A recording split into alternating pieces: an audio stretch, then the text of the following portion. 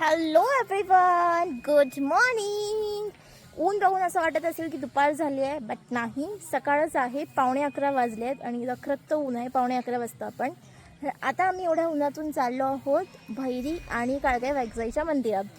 होळी शंकराच्या मंदिरात, म्हणजे शंकराच्या मंदिरामध्ये काळकाई वाघजाईची मूर्त्यासुद्धा आहेत. तर होळीच्या व्हिडिओमध्ये जे आम्ही तुम्हाला दाखवलेलं साण, त्यानंतर पालखीचं दाखवलेलं, जे जेव्हा देवघरी आलेले भैरी काळकाई वाघजाई, तर आम्ही आता त्यांच्याच मंदिरात जाणार आहेत. तर आम्ही तुमच्यासोबत आमच्या गावातलं मंदिरसुद्धा शेअर करतो. आमच्या गावामध्ये जे मंदिर आहे ग्रामदेवतेचं, तर ते सुद्धा तुम्हाला आम्ही दाखवणार आहे. तर आता आम्ही सानेवरती आलेलो आहोत आणि इथून आम्ही मंदिरात जाणार आहे. इथेच होम लागलेला आणि इथे साण, जिथे देव बसलेले. चला. तर आम्ही घेतलेले आहेत पेप्स्या वाटेत जाताना खाण्यासाठी. तर सगळेजण ना मस्त अशी पेप्सी खातोय.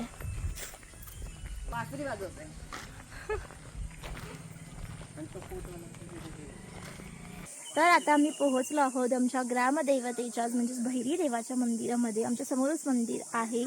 तुम्हाला सुद्धा आमच्या ग्रामदैवतेचं मंदिर दाखवतो.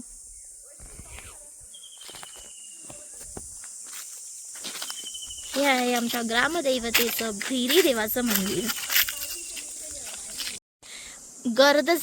गर्द झाडीमध्ये वसलेलं असं हे आमचं भैरी देवाचं मंदिर. चलो.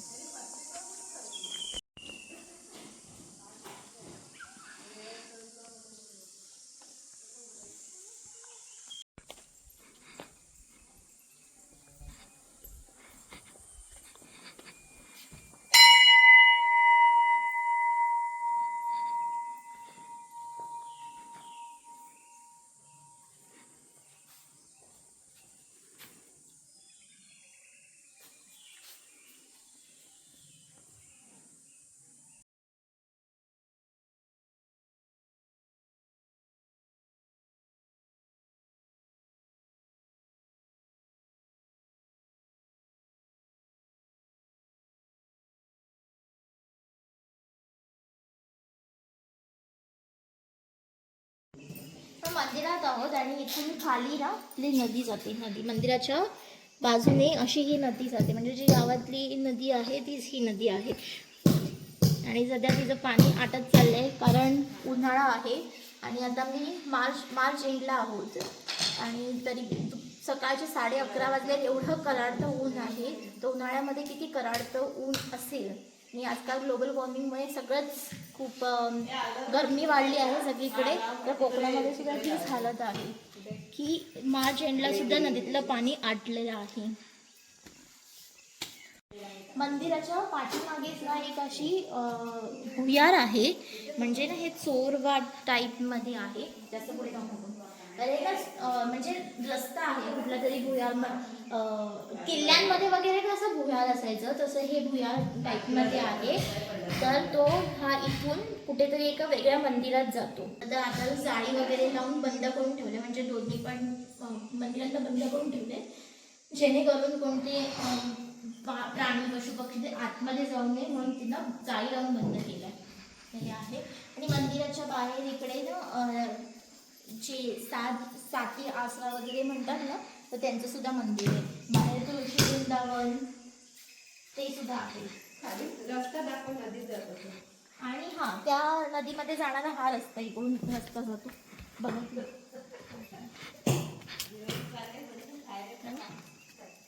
हा रस्ता जो आहे हा नदीला जाऊन मिळतो तिकडे. आणि आजूबाजूला असं घनदाट जंगल आहे. सगळी मोठी मोठी झाडं झुडपं सगळी आहेत.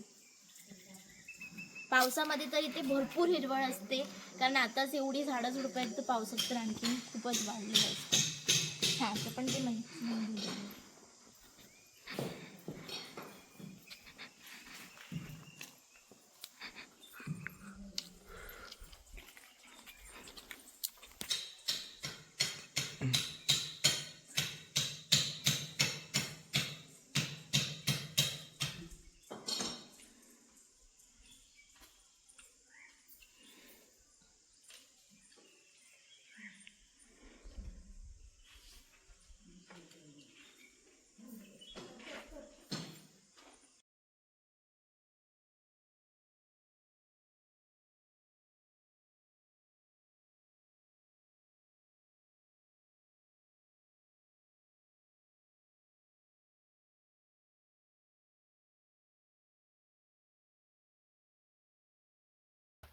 आणि हा असा मध्येच नदीचा व्ह्यू लागला आणि आम्ही तर डिसाईड करतो आहे की आम्हाला जायचं कुठून आहे, बिकॉज पहिल्याचा रस्ता वेगळा होता आमचा जायचा आणि हा वेगळा आहे. कुठनं जायचं?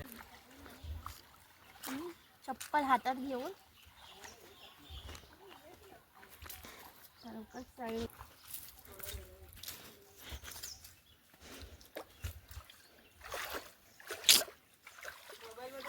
हीच आहे आमच्या गावची नदी. तसं मंदिरात चाललोय, नदी पार करून आलो आणि इकडे अशा सगळ्या आंब्याच्या, काजूच्या, चिकूच्या अशा सगळ्या बागा आहेत. शंकराच्या मंदिरात जाताना ह्या सगळ्या अशा बागा असतात, नारळाच्या पण आहेत. तसं सगळ्या बागेतून आता आम्ही चाललो आहोत. पुढे पण आहे, अजून पुढे पण खूप मोठ्या बागा आहेत, दाखवतात मला. जरा चुकी जरा बरोबर बोलू काही. आयुष्यावर कांदे पोहे गाणं माहितीये तुला? आयुष्य हे चुली वारल्या कढई तले कांदे पोहे. आणि ह्या आहेत नारळाच्या बागा. आणि हे घर आहे ना, हे घर मला खूप आवडतं आमच्या गावातलं, कारण नदी आहे. जो हे तुझे दोन बांध दिसतात ना, या दोन बांधांच्या मधून नदी जाते आणि नदीच्याच बाजूला हा छान असा बंगला आहे. मला हा बंगला खूप आवडतो. आणि असे मिस्टर वेद चाललेले हातात काठी घेऊन, गावातला पोरगा. आणि इकडे आहेत चिकूच्या बागा आणि इकडे नारळाच्या बागा आहेत आणि सुपारीची पण काही झाडं होती, पण आता ती दिसत नाहीत. ते नारळाची बाग आहे ही, नारळाची झाडं आहेत आणि ह्या साईडला चिकूची झाडं आहेत आणि पाठी काजूची आणि आंब्याची झाडं होती.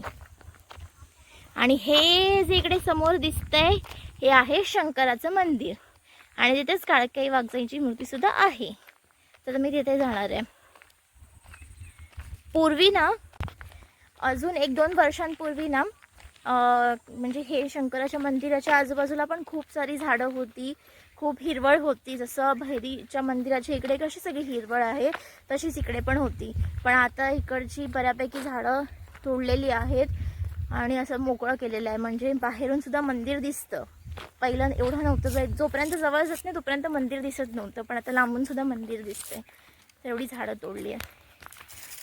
झाडं तोडू नका, झाडं आहेत आपण आहोत तर झाडं आहे. रामकृष्ण हरी. तर इथे पण मंदिरात जाताना आपल्याला छोटीशी नदी त्याच्या इथे भरणी घातली आहे, म्हणजे एक थोडं पूल टाईप बनवलंय. पहिल्यांदा नदी पार करून जावी लागत होती, म्हणजे आता जशी येताना आपण छोटूसं ते पार केलेलं छोटीशी नदी जशीच इथे पण होती, पण आता ब्रिज बनवलंय. ही नदी आहे आणि याच्यावरती हा असा छोटासा ब्रिज बनवलाय. आणि मंदिर म्हणजे आमच्या वाडीतून जी नदी येते ना, ती पण तुम्हाला दाखवेन मी. तर त्या नदीच्या पाठीमागून म्हणजे नदीच्या वरती खूप सारी झाडं आहेत. तिकडून एक पायवाट येते डायरेक्ट ह्या मंदिरामध्ये, पण आता तिकडे पण जंगल वाढलेलं आहे.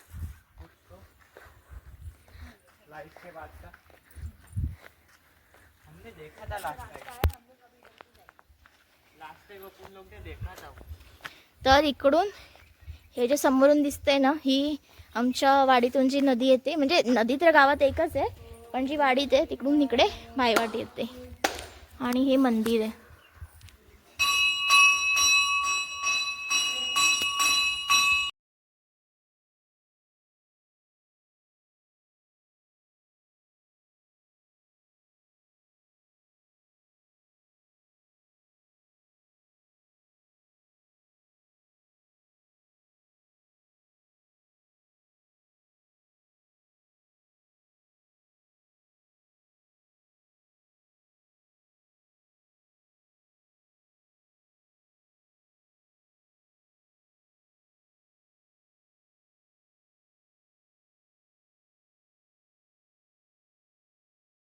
मंदिर आणि याच मंदिरामध्ये काळकाई वाघजाईची सुद्धा मूर्ती आहे.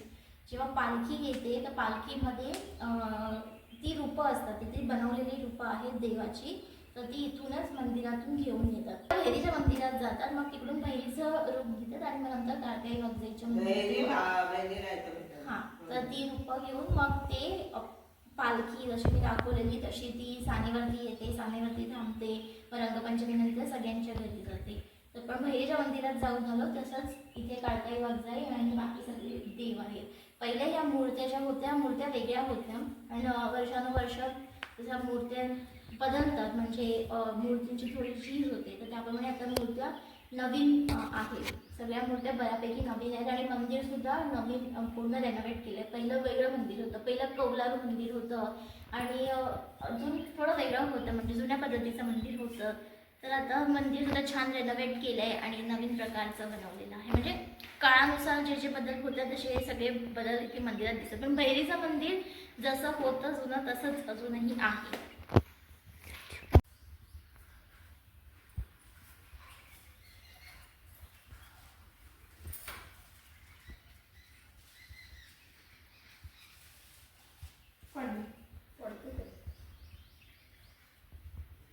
गणपती बाप्पाला